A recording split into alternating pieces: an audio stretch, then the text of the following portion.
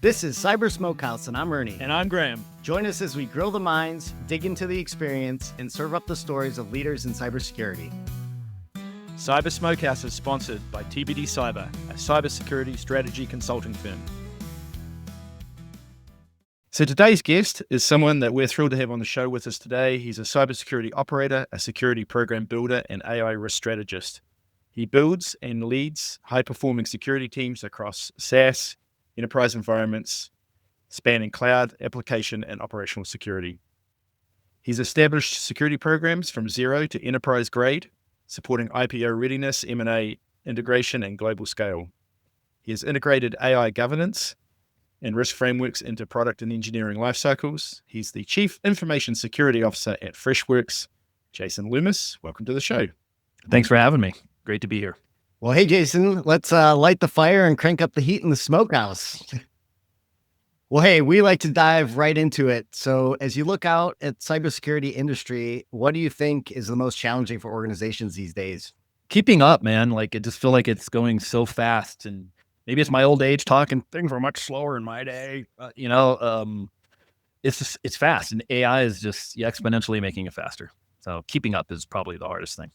I mean, I 100% agree, and it is really going fast. I mean, even the AI models, it's just evolving every quarter. I feel like it's different. So I don't know, elaborate on that. I mean, like, how do you keep up? Like, what are you doing? How are you keeping up with the pace? I think I got to get jacked in the Matrix, like Neo is the only way that I can actually keep up with this stuff. I read as much as I can. I'll admit I'm using AI as a tool to help me consolidate and summarize information. It helps immensely. So I'm a big fan of what it can do for that for me. As long as security. So you got to have your controls in place to make sure it's not hallucinating and telling us stuff that's not true. But it's really good at summarizing some of the concepts that I need to learn, because at my level, I may not be hands-on anymore, but I absolutely need to know the technical concepts. So example, Mythos.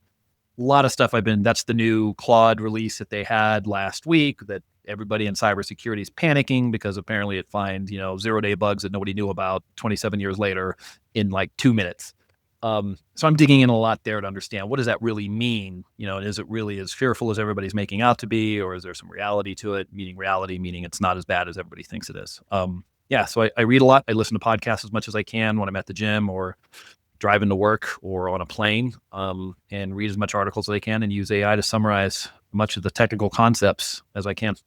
And I'm still not above water. I'm still kind of like drowning, going, I need to take a breather. Okay, going back down under, and then come back up for air. Yeah, I know in the prep call we talked about some of the concerns you have around the future of analyst roles. So maybe you could talk a little bit about that and what do you think, looking forward, what the impact of AI is going to be on how we train and develop people in cybersecurity.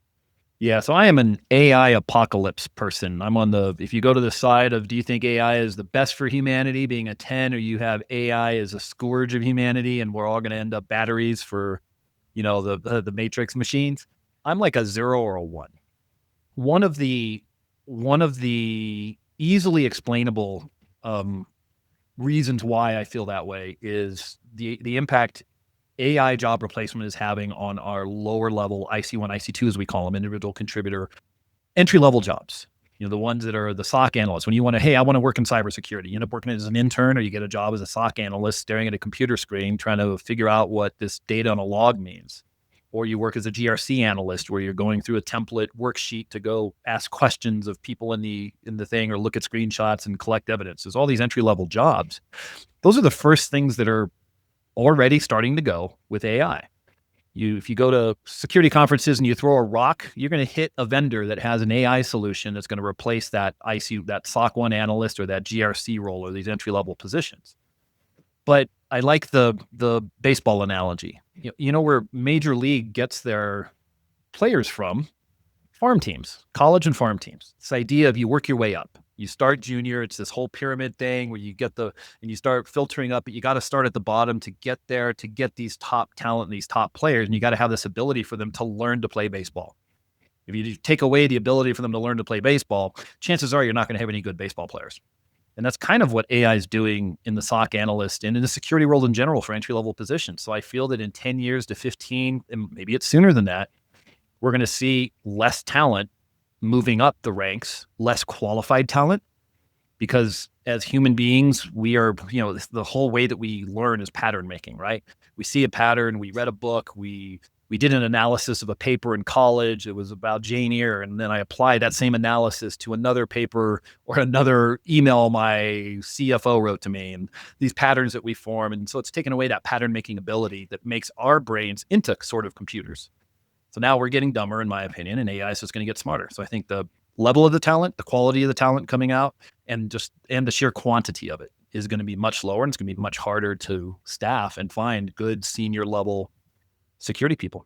It's interesting. I don't actually think that's just a security problem. I mean, I think it's all across the board. I mean, I think it's really just how do we adopt this into our lives? But you have a good point. It's how do we have that muscle memory to learn the basics without just defaulting to AI? And so your point is you need to do that before you start going to the technology, so we just don't keep getting dumber, right? Like you have to. Yeah, look at law. Getting a law degree was the surefire way to get a heck of a lot of money and have a good career, and that's probably more risk of cybersecurity. And think about the way law starts. You start as a clerk, right? Looking up and reading case studies, because you're looking for patterns in those case studies to be like, oh, I saw this judgment in this ruling that then could apply to this other way over here, and you're extrapolating that information. And now if number one, you're taking away that ability, you're letting AI do it. How are you going to get a lawyer that's even read a case law book? And then how are they going to be able to do that sort of higher level critical, almost like pattern thinking to pull from multiple areas to come up with an idea about something? It's just, I don't know if that made any sense whatsoever. No, it makes total sense. I mean, I think about, in finance, right? A lot of the people that start off in finance, they spend a lot of time like building spreadsheets and doing pivot tables and doing financial models and things like that, and eventually, you get into, the other branches of, whether you're going to accounting or financial planning or whatever. But it's a lot of that kind of early stuff. It's just, you don't need to do any of that anymore. Oh my gosh. Can I hit on that from my finance background of my MBA? Yes. So there was this concept that our professor told us that blew my mind. He's like, companies can be more valuable when they take on debt. I'm like, what? You mean, let's like think of that personally. Like I owe more money on my mortgage. I make more money and I actually make more money. How does that work? And until you did the math on the weighted average cost of capital, which is a crazy formula that you got to figure out, it didn't make sense to me. But once I ran the numbers and did it and saw how the math worked, I got it. Now, if you take that away and just, you don't really know why. You just know AI told you that it does. And that was my going into it. And then because I had to do the work, I used Excel, sure. Yes, it wasn't like doing math on a piece of paper with sticks or rocks. But that allowed me to understand the concept more fully by doing the actual work it took to get the outcome of the question and figure out how to solve the question. If you get the question solved for you, I don't believe you learn. Well, so talk to us a little bit. So you've got a global team. I mean, there's got to be some efficiencies, right? So you got to be building this into how you're managing, and like, there's got to be efficiencies that you're seeing. So like, tell us from a practical standpoint, I mean, what are you guys doing with it? I would say efficiencies, and this is corporate America. Efficiencies are being pushed on you with, kind of, to be honest, a little too much. Like they expect, right? And it's all the studies they've done. They say, it was in the journal last month where all the CEOs are like, they expect, we got to go AI. It's going to drastic, and it's like barely 5% in productivity. So first off, I think there's a disconnect between what the high level boards and C-levels think that's going to happen with AI, and then the reality on the ground. The reality on the ground, it's not as great as they think. It does, and it has helped. I'd say with my teams, probably 5 to 10% through automation. I'm hoping for another 10 to 20%. So if anything, it's incremental gains over time versus this, sheer of like, okay, we can do AI to replace all this. I just don't think that's a reality right now. I'm seeing some good stuff, a lot of the low level, so let's talk bugs. You have these bugs, and you call them bugs. They're basically security vulnerabilities, but developers don't like the idea that they made mistakes, so they call them bugs. So they have security bugs, and they're ranked in order of priority from P0 is like, woo, stop everything, pull the and-on cord, stop manufacturing software, we need to fix this, to a P4, which is like, yeah, it's minor, we'll get around to it. the P4s are just take so much effort and so much work to triage, to figure out, okay, is this really a bad thing? And if so, what can happen? And then how do we fix it? So we kind of, a lot of companies will kind of ignore those just because they're so big. There's so many of them. It's like a low, medium, high, or critical. There's tens of thousands of lows sometimes of vulnerabilities. Well, now AI is allowing us to triage those automatically instead of having to have a gaggle of security engineering people to do it. So that's one benefit, is a lot of these vulnerabilities that maybe we couldn't address because they were lower, we can have AI tackle them for us. What about in the, one of the things that AI seems to be doing really well at is code generation. Are you seeing in your, as your team builds products, are you seeing that the coding assistants are actually helping create efficiency in that process? And so I'll talk from a developer perspective and then from a security perspective. From the developer perspective, absolutely, yes. Not only with, you've got the assistants like GitHub Copilot, which is more of a, hey, try it this way. And you got the entire writing your stuff like Cursor, where it'll just code for you. I don't even know about vibe coding. But with those, yeah, we're seeing from a developer perspective, you're seeing it in an increase, so hopefully an increased release cycle, feature release cycle, and just an increase in productivity is what you should be getting from that, yes. But what I'm having challenges with, whoever wrote these things, I'm still working with my engineering team. They owe me an update next week, but is the guardrails in that. So if you've got AI that can write code for you, why don't you just tell that AI to write it securely? There's an idea. But to be honest, it's like not out of the box, and it's very complicated, the governance of it, to be able to just push down across my entire Cursor org to say, here's your guardrails. Don't write OWASP top 10, business logic errors, all the stuff that we've learned from our SAST, train it on that. So we know we're not doing that. Hey, how about this? No secrets, which are like, putting your password in code, which is just a really bad idea. No secrets, all this stuff. The tooling that they have out there now is not really built for this today. Like, it wasn't easy just to click that box. Shouldn't it just be a checkbox? Don't write shitty code, click. Or insecure code. Enable that. They're the same to me as a CISO. But yeah, don't write insecure and shitty code. Anyways, that's the one challenge I have right now. But they'll probably, it's a fast follow. So I'm sure in the next year or two, hopefully we'll see that. And then, to be honest, it'll be another scary AI end of the world thing. Is you'll see a lot of jobs in cybersecurity go away, which is a good thing. If you can have AI write secure code, if Mythos turns out to be as good as it is, and the vendors, the operating systems aren't releasing vulnerabilities in their software like they were. There's so much hype around it. I mean, I'm getting text messages from so many people pointing to white papers to read this, and I've got friends asking me about it left and right. There was on that topic of Mythos, a great LinkedIn post by a guy named Marcus Hutchins, who I follow. He's a security guy. Really cool take on it. When I didn't know this about the number, how it cost. So there's one famous vulnerability it found. It was an OpenBSD, which is an open operating Linux system software that it found I think a 27-year-old 0-day on it. Yeah. That cost approximately in CPU power for it to find that $20,000 in just sheer or was it 20 million? Might have been 20 million. It was a crazy amount of money to go find this vulnerability. It was more than 20,000. I got to go watch. Yeah, 20 million. Yeah, 20. I think it was 20 million. My bad. Yeah, that's cheap. No, you're right. It was $20 million to go find this vulnerability. So then the whole idea of is it really going to be worth the money of the compute? And really, is it going to come down to who, for a nation state, has the most energy to run these things, to then find them? So it's not an easy thing. People are always like, oh my God, they found a 27-year-old in minutes. Sure, the speed sounds great, but the sheer power, is it even worth the squeeze? Yeah, where are you going to exploit it? What are you actually going after? Where is it sitting? And who's going to exploit it? And yeah, is it even worth finding it to defend it? Kind of questions. Kind of, you think about cyber warfare. I mean, it's, like you said, the nation states that have the capacity to do this have the compute capacity, have the access to the language models and so on. I mean, it puts you in a pretty strong position, because, you could cripple it. I mean, without even using a missile or anything, you could cripple a country, right, in terms of its infrastructure. We beat AI to death in almost every podcast. Oh, thank goodness. Let's move on. What would be the next thing, right? Runner up to the AI. What do you think the other challenges are? Well, it's going to be another scare. It's the software supply chain, which AI will use to the supply chain security.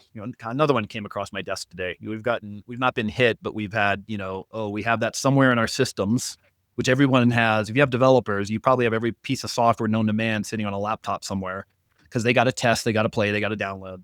Or you have it in a development environment that's a playpen for them. So, I get these alerts. Oh boy, where do we have it? Is it a problem? That's the next big frontier. So there's a lot of work I have to do to shore that up. We're working really hard over the next 6 months to put in. And there's actually some very simple thing. It sounds simple. There's some simple things you can do in security to really help mitigate the risk of having one of these big supply chain attacks like Shah Halud, which came out last year, or Light LLM, which came out this year.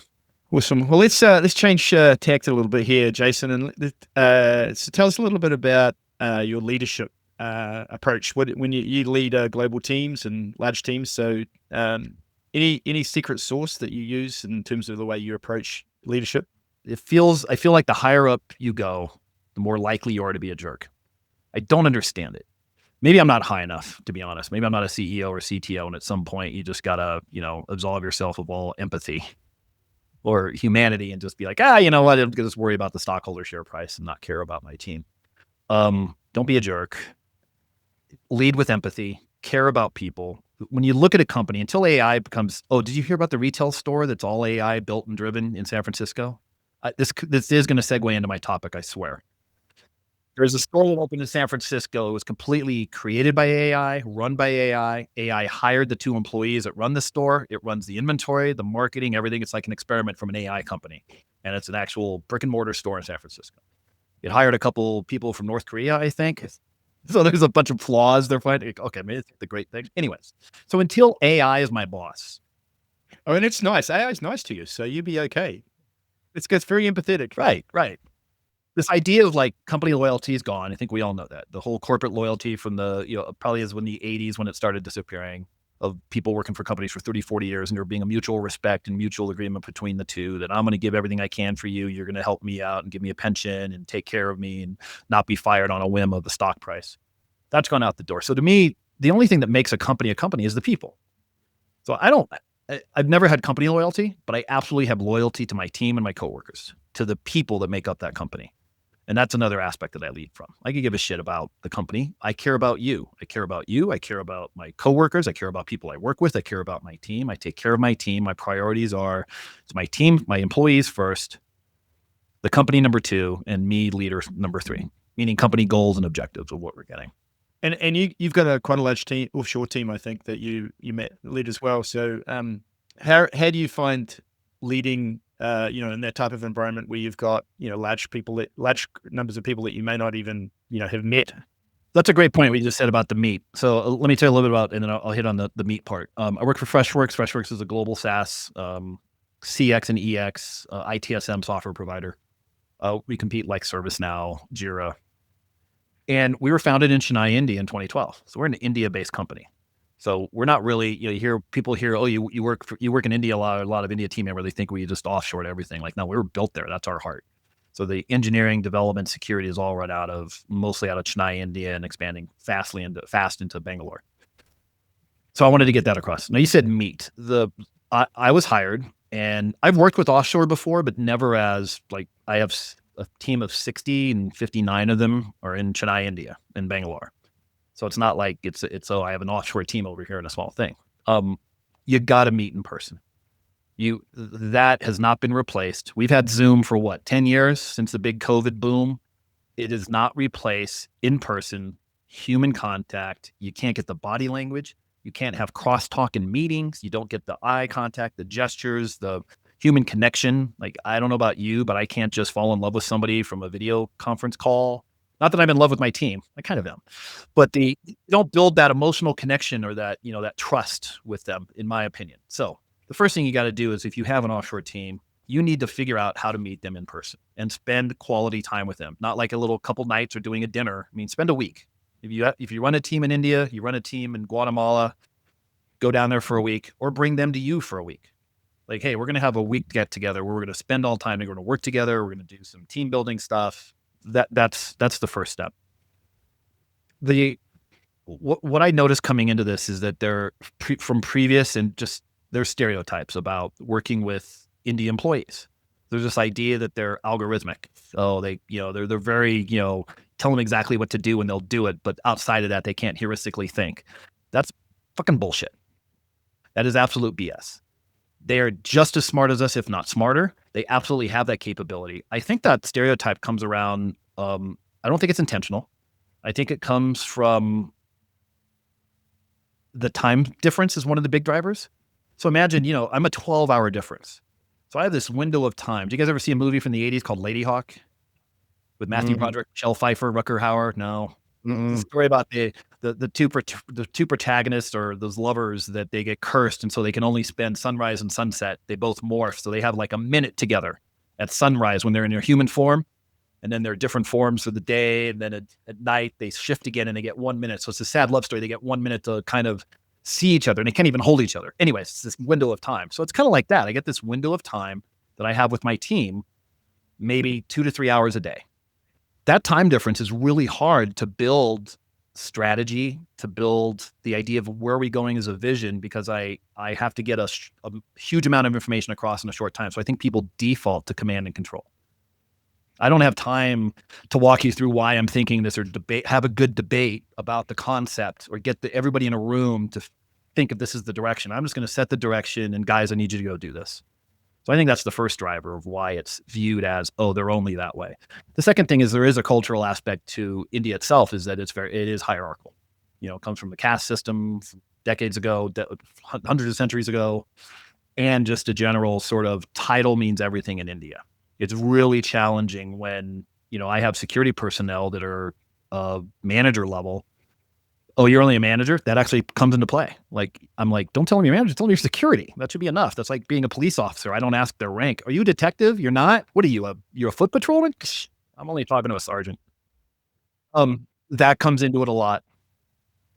So I think there's all these other factors. And I didn't accept that when I started. I just said, that's BS. And I refused to accept it. I said, I'm just going to learn how good these team members are and what they know and how they do it. And the team was amazing. I got so lucky, the team that I inherited.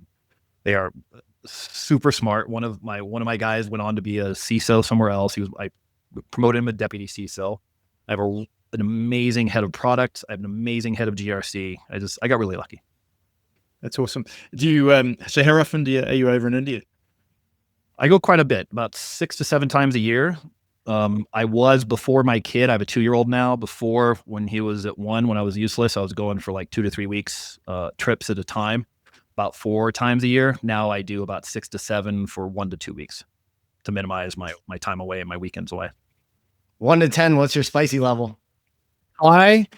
Indian food just is not my jam. It's not the spice for the Indian food that's just not my jam. It's just I'm not a big fan of curry. I know all my coworkers do not like me for that. It's not they don't like me. It's just they love their food, and I get it. Like so many people, I'm one of the rare people that's just Indian food's not my jam. I go with Graeme, and I'm like, first of all, he's sweating, and I'll like die if I go at his spice level. So he's at Graeme's the 10. I like that. Yeah, I mean, I've been to India a few times, and I love the food, but I got to say that there's also, if you want to move away from just strict curries, and there's some really good. So down in China, they're probably into like biryanis and things like that, which are pretty good. That doesn't. Oh yeah, we went biryani Wednesdays. Yeah, we have. Yeah, they serve food at our office. It's really good food, and they do the Indian for all the employees. It's really good. Yeah. There's normally enough, and even like I've had some great meals that are not necessarily strictly Indian, but just great seafood, and yeah, it's good stuff. Awesome, cool. No, and I will say we've seen it as well. So we have one employee that's based in India, and same thing. We run into it. They always just say, Sriram's his name, and they always just default that he's the operations guy, and he is very talented engineering, and same thing, same stereotypes. And I think a lot of it's just, in the beginning, we just outsourced, not we as in a company, but just we as, an industry outsourced a lot of process oriented things, just menial tasks. And that just stuck. So I think everything you said, we very much agree. They're very talented folks over there. We hear that from a lot of our CISO friends that they're just trying to break that. So I'm glad you're pushing that and not going in here. That was, yeah. When I was hired, actually, this company went through 4 CISOs before me, over 4 years. So it was not a fit, and they had a big turnover of team members when I joined. And I was the first CISO that when I was first hired, I said, look, for 90 days, I'm not going to make any decisions for the first 90 days. I just want to learn. I'm going to shut up. I'm going to ask a ton of questions. I want to understand what you do. And they're like, you're the first CISO to do that. Everyone else came in and assumed, brought in their tooling. My tooling's better. Yours is stupid. Your processes. And there's always a reason why there might be a process that doesn't make sense. I swear. No security person that I've ever met doesn't understand security. And if there's something there, there's a reason why it's there. Either it's politics, it's history, it's technology. So coming in and assuming you know better is just silly leadership, in my opinion. You should apply that to any new job of any new team that you're coming into. Don't assume you know better. They're the ones that have been there. They guarantee they know a lot more about the environment and the systems than you. Learn from them. That is so true. And you just sitting and listening and hearing what's going on, you're going to pick up so much more than coming in and trying to dictate your way. So I'm totally on board with that. It's a shame more people don't do that. So switching gears again. So emerging technologies, obviously we've talked about AI. Is there anything else that you're excited, terrified of? Sometimes, we talk about quantum, overhyped, not worried about it. Quantum to me is overhyped, probably because I have a bad enough time with math, with AI, let alone I accidentally took the wrong class once. I took an AI class, and it was on how to build the mathematical models for AI. Like, I am so in the wrong class. I don't understand any of that. And quantum encryption to me is the same thing. I don't really understand it enough where I can dig in. Remember I said I could do the math for the weighted average cost of capital? I cannot do the math for AI. I cannot do the math for quantitative. So maybe I'm missing something there, but I haven't seen in the industry of what I've been reading at my level, I haven't seen any major impact of it yet. So just tell me what the standard comes out and when I need to apply the updates is kind of where yeah. All right. What just broke? What encryption do I need to replace with what new encryption? And what living computer that I think is a cup of liquid or something with a couple things in it that is my new computer? Is that how it works now? I don't know if you've read about that. That's how they did the first quantum computer, was some sort of like batch of liquid or something. Anyways. I thought pictures when I was at IBM, it looks cool and big. It wasn't in a cup, but it looked pretty cool. Yeah. So, all right. Is there anything else? No, the AI world and the robots that are going to take us over. I think it's AI, Meta. Are we still into that? The virtual world? No, that's dead. That's gone. All right. Well, so you talked about in the beginning on inputs. Is there anything else? Like how do you stay current? Where do you get your inputs from? Yeah. LinkedIn. I follow a lot of people on LinkedIn. It's probably my social media of choice. I'm more on that than I am other things. I get a lot of good inputs from that. I love SANS training. So I take a lot of SANS training as much as I can, usually one class a year. In fact, I have one in a couple of weeks on defending AI, LLM and AI security using tooling. So that's at a CISO level. I think there's a large variety. Say when you try to bucket CISOs into one bucket and say you're just a CISO, it's really hard to. Some CISOs can still be technical. Some are not. Some are just, hey, I'm governance, I'm second line, and I understand the business. I try to straddle both as much as I can. So I try to stay in touch with the technology as much as I can. I will get hands-on, but not where I'm proficient. Or you wouldn't want me as a SOC 1 analyst, but I can go into our XSIM and clunk around to get the report I need or do the query I need at a basic level. I can figure it out or use the help guide. So that's kind of the level that I need to be with this stuff. So while conceptually I understand AI security very well, like I wrote our guidelines, I've read ISO 42001, each control in depth to understand why it's there. OWASP for LLM is a great top 10 for LLMs and agentic. Understand why those controls are there. Now I want to kind of get in and play with it so I can get in and see how it's applied in an AWS or an Azure. I think they're all cloud or GCP environment and see. So that's kind of like how I also stay up to date. So looking at in the future, say in the next year or so, what are some of the key things that you're working on? And obviously AI is going to be a big part of it, but what anything else on the kind of the roadmap? If you're not learning about AI today or you're not using AI in your job, you need to. If you're in cybersecurity, or your job is in jeopardy. My job is in jeopardy. If I don't know AI, everything is going to be, and it pivoted so fast. I remember with cloud security, you guys look as at least half my age.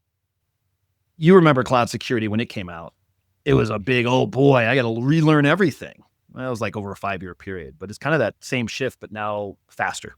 Like in the next year or two, if you haven't built some sort of AI tooling in your org, if you haven't secured AI tooling or haven't secured an AI as product, or at least AI in the enterprise as your job in cybersecurity or understand it, you'll probably be out of a job in 1 to 2 years if you're working in security.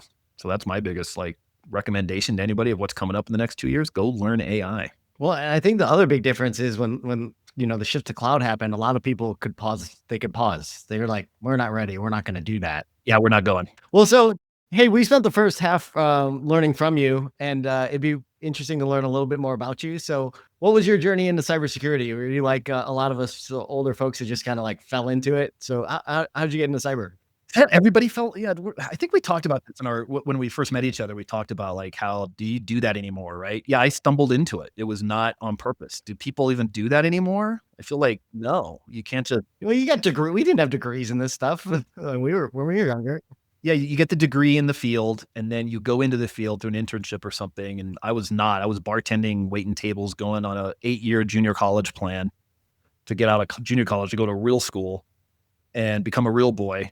I was a gamer. So this is back in the day. You had to build your own, this whole console thing. You guys are so spoiled. You millennials, so spoiled with this idea of a console game.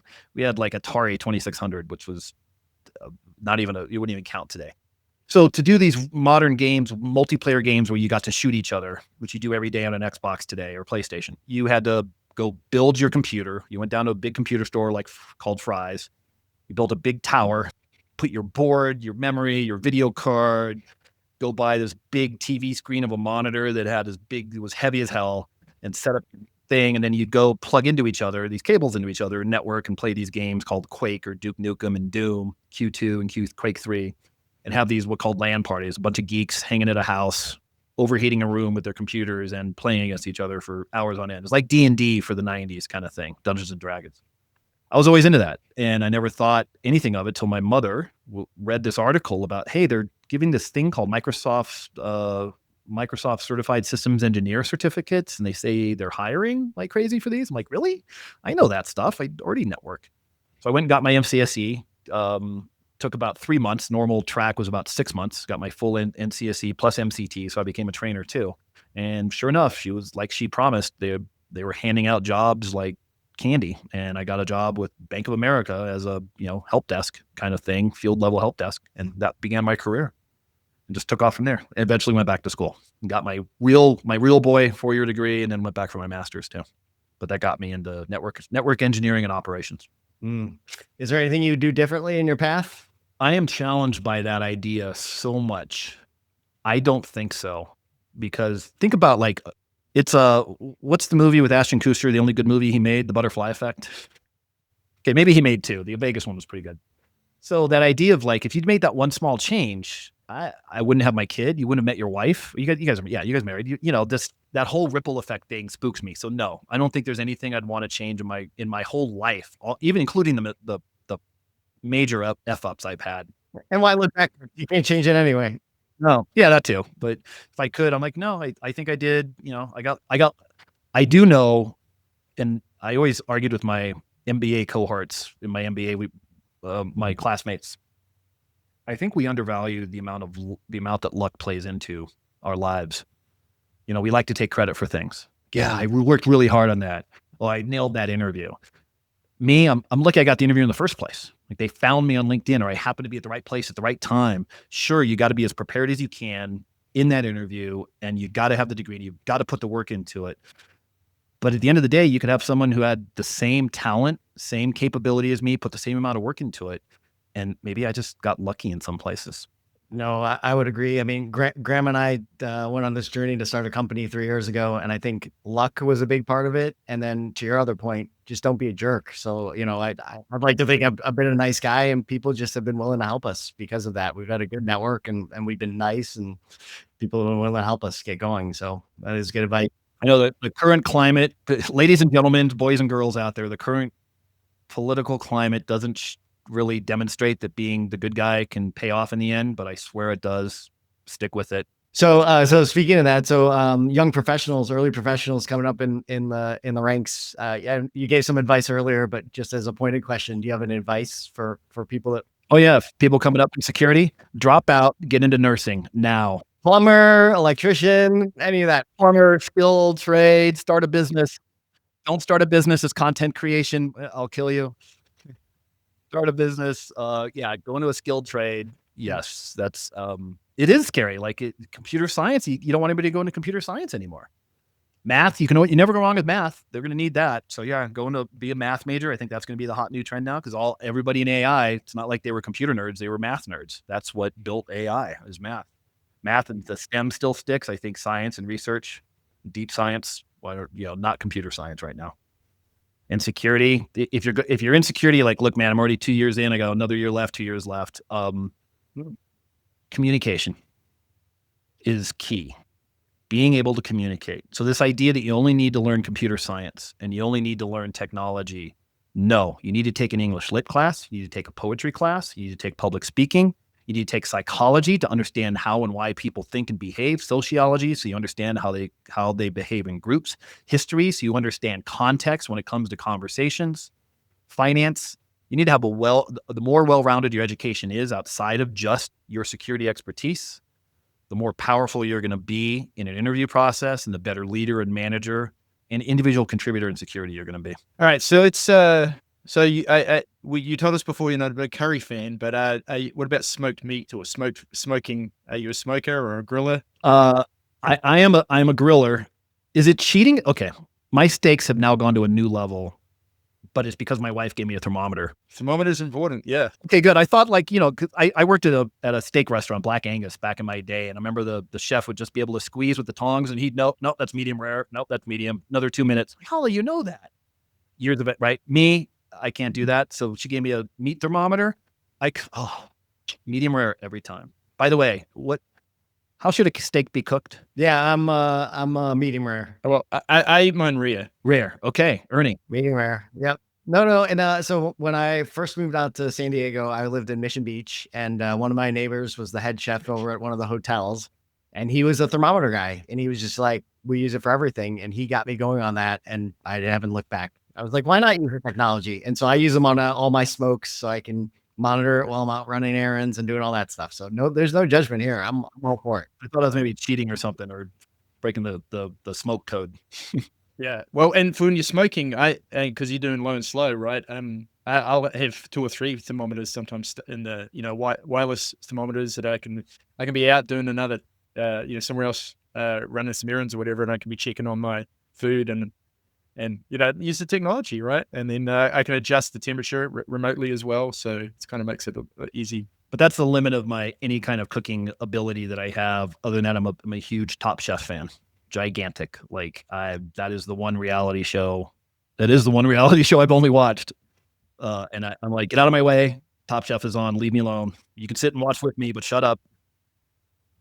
Because I have no culinary capability, so it's love watching someone else be such an artist, and just the talent and the creativity and what they can do with food is just fascinating to me. I love it. All right, so if it's not cooking, what's your favorite restaurant? Well, this is cheating. Okay, Hama Sushi in Venice. I go every year because that was my first date with my wife, and I love sushi and sashimi. Okay, so if people want to get in touch with you, how can they connect with you? Find me on LinkedIn. That's the best. Also, I am launching a new podcast myself at the end of this month, May 5th, May 4th. We launch. It's called Gen and Tonic, as in generations and tonic. It is how different generations work in the workforce and how we work together. So it's myself being guess what generation I am, and a millennial and a Gen Z. And we debate and we talk about things like RTO, return to office. How does each generation feel about that? Use of AI.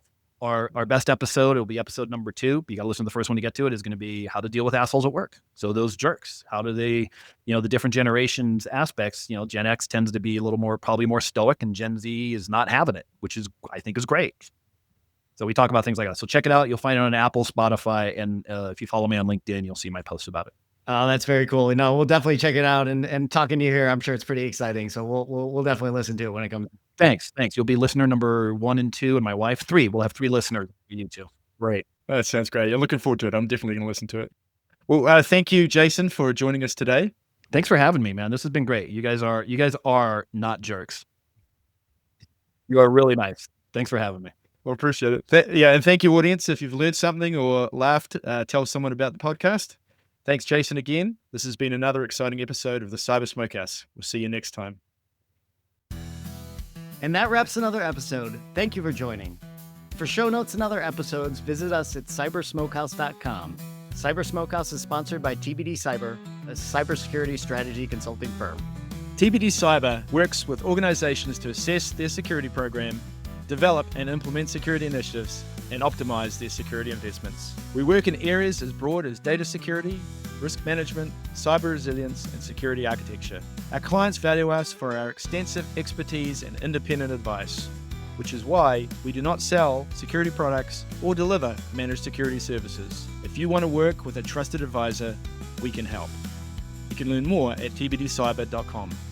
We'll see you on the next one.